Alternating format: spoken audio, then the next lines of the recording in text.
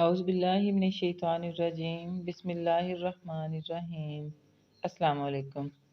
حضرت داؤد علیہ السلام کی طرح اللہ تعالیٰ نے بعض خصوصیات اور امتیازات سے حضرت سلیمان علیہ السلام کو بھی نوازا اور اپنی نعمتوں میں سے بعض ایسی نعمتیں عطا فرمائیں جو ان کی زندگی کا ترہ امتیاز بنی۔ اللہ تعالیٰ نے آپ کو پرندوں کی بولیاں بھی سکھائی تھیں اور ارشاد ہوتا ہے وقال یا ایھا الناس علمنا منطق الطیر واوتینا من کل شیء۔ اس نے کہا اے لوگو، ہم کو پرندوں کی بولیاں سمجھنے کی تعلیم دی گئی ہے اور ہمیں ہر قسم کی ضروری چیزیں دی گئی ہیں۔ امام قرطبی رحمۃ اللہ علیہ نے اپنی تفسیر میں مختلف پرندوں کی بولیاں اور حضرت سلیمان علیہ السلام کا یہ فرمانا کہ یہ پرندہ یہ بات کہہ رہا ہے تفصیل سے نقل کیا ہے۔ حضرت سلیمان علیہ السلام کو چرند، پرند اور تمام حشرات الارض تک کی بولیاں سکھائی گئی تھیں۔ حضرت سلیمان علیہ السلام کی نبوت کے خصوصی امتیازات میں سے ایک یہ بھی تھا کہ اللہ تعالیٰ نے ہوا کو ان کے حق میں مسخر کر دیا تھا اور ہوا ان کے زیر فرمان کر دی گئی تھی۔ چنانچہ حضرت سلیمان علیہ السلام جب چاہتے اس کے ذریعے سے صبح کو 1 مہینے کی مسافت اور شام کو 1 مہینے کی مسافت کے برابر سفر طے کر لیتے تھے۔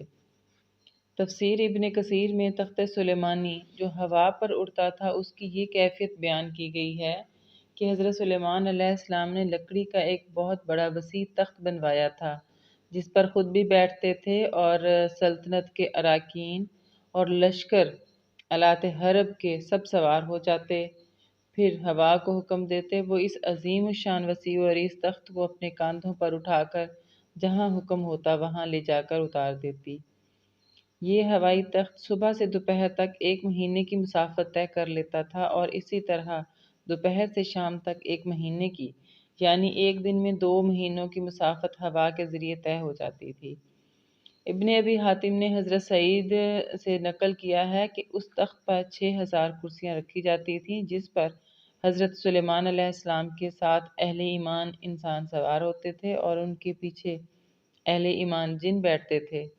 پھر پرندوں کو حکم ہوتا کہ وہ پورے تخت پر اپنے پروں سے سایہ کریں تاکہ آفتاب کی تپش سے تکلیف نہ ہو۔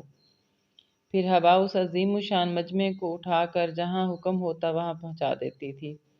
بعض روایات میں ہے کہ اس پورے ہوائی سفر کے دوران حضرت سلیمان علیہ السلام سر جھکائے ہوئے اللہ کے ذکر میں مشغول رہتے، دائیں بائیں نہ دیکھتے اور اپنے عمل سے تواضع کا اظہار فرماتے تھے۔ اسی کو اللہ تعالیٰ نے یوں بیان فرمایا ہے وَلِسُلَيْمَانَ الرِّيحَ غُدُوُّهَا شَهْرٌ وَرَوَاحُهَا شَهْرٌ، اور ہم نے سلیمان علیہ السلام کے لیے ہوا کو مسخر کر دیا تھا۔ ہوا کا چلنا اور شام کا چلنا 1 مہینے کی مسافت تھی۔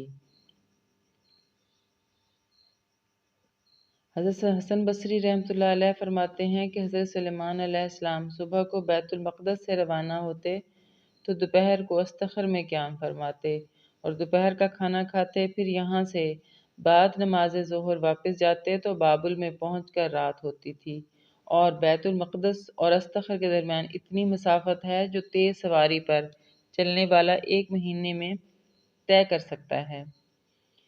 جنات نے حضرت سلیمان علیہ السلام کے لیے 2 فرسخ ریشمی فرش بنایا تھا، اس کے درمیان سونے کا منبر رکھتے، اس پر حضرت سلیمان علیہ السلام بیٹھتے تھے اور ارد گرد 3000 طلائی نقرئی کرسی بچھائی جاتی جس پر علماء اور فضلاء بیٹھتے تھے، ان کے پیچھے جنات اور دوسرے لوگ بیٹھتے تھے، پرندے ان پر سایہ کرتے، پھر ہوا تخت کو اٹھا کر لے جاتی تھی۔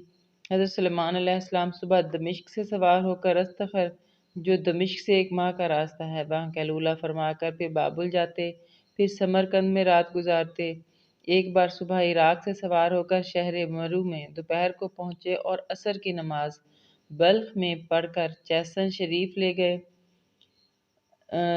وہاں رات گزار کر صبح سمندر کے ساحل کے راستے قندھار پہنچے، پھر وہاں سے کرمان گئے اور پھر ایران پہنچے۔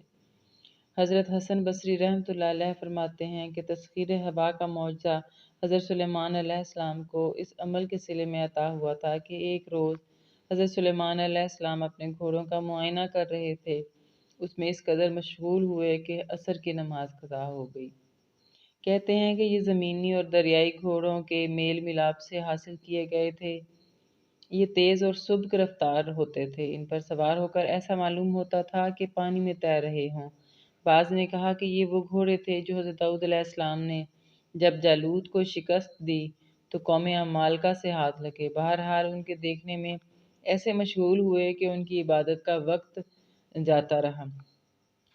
بعض نے یہ بھی کہا ہے کہ حضرت سلیمان علیہ السلام کسی علاقے پر جہاد کرنے کی غرض سے گھوڑوں کی دیکھ بھال کر رہے تھے کہ اس دوران مقررہ عبادت کا وقت ہو گیا تو افسوس کرنے لگے اور فرمایا کہ ان کو میرے پاس لاؤ۔ چنانچہ آپ علیہ السلام نے گھوڑوں کو قتل کرنا شروع کر دیا اور کہتے ہیں کہ تقریباً 900 گھوڑے ذبح کیے۔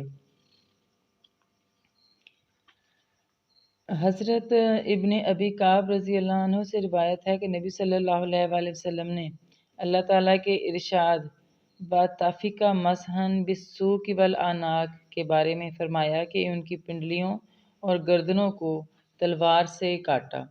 حضرت سلیمان علیہ السلام ایک فریضہ الہی جانب جہاد کی ترتیب میں لگے ہوئے تھے کہ دوسرے فریضے سے غافل ہو گئے، اور یہ ایسی چیز ہے جو بسا اوقات ہو جاتی ہے، جیسا کہ نبی اکرم صلی اللہ علیہ وآلہ وسلم کی غزوہ خندق میں خندق کھودتے ہوئے کئی نمازیں قضا ہو گئی تھیں، لیکن کسی خاص شغل کی وجہ سے اگر ایسا ہو جائے تو بڑے حضرات خصوصاً انبیاء علیہ السلام کو اس کا بڑا ملال ہوتا ہے۔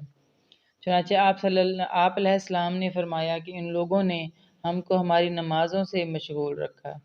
مل اللہ قبورہم وبیوتہم نارا، کہ اللہ تعالیٰ ان کے گھروں اور قبروں کو آگ سے بھر دے۔ بہرحال حضرت سلیمان علیہ السلام نے ان گھوڑوں کو ذبح کر ڈالا۔ حضرت حسن بصری رحمۃ اللہ علیہ فرماتے ہیں کہ اس کے صلے میں اللہ تعالیٰ نے حضرت سلیمان علیہ السلام کے لیے ہوا کو مسخر کر دیا جو گھوڑے سے بھی کہیں زیادہ تیز تھی۔ ربنا تقبل منا انکا انت السمیع العلیم، آمین۔ ویڈیو اگر آپ کو اچھی لگی ہو تو اسے لائک اور شیئر کریں، چینل سبسکرائب کر لیں۔ اپنا بہت سا خیال رکھیے گا، 5 وقت کی نماز ضرور پڑھتے رہیں۔ اللہ حافظ۔